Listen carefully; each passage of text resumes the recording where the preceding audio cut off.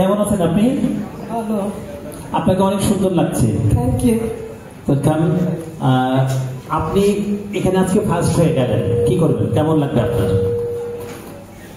আমি ফার্স্ট হব এরকম আশা করি না। কি আশা করেন? যাই হই, মানে আমি এই পর্যন্ত আসতে পারছি, এটা আমার ভাগ্য। অনেক ধন্যবাদ, আরো সুন্দর উত্তর দিয়েছেন।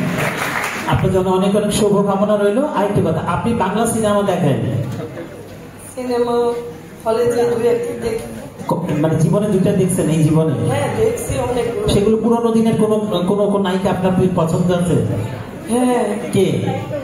যেমন ববিতা, শাবনূর।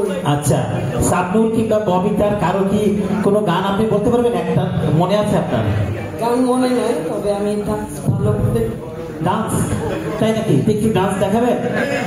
একটু মিউজিক প্লিজ। ববিতার একটু গান, ববিতা কিংবা গান কথা বলে শাবনূরের নাকি? শাবনূরের গান।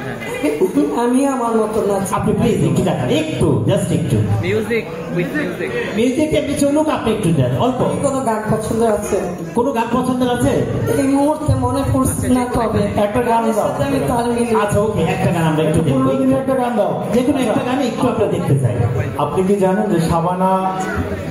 সরি, আমার গলাটা বসে আছে। না বুঝতে পেরেছি, কথা বলতে হবে না, আপনার কথা বলা শেষ, যে আপনার একটু ডান্স দেখবো শেষ।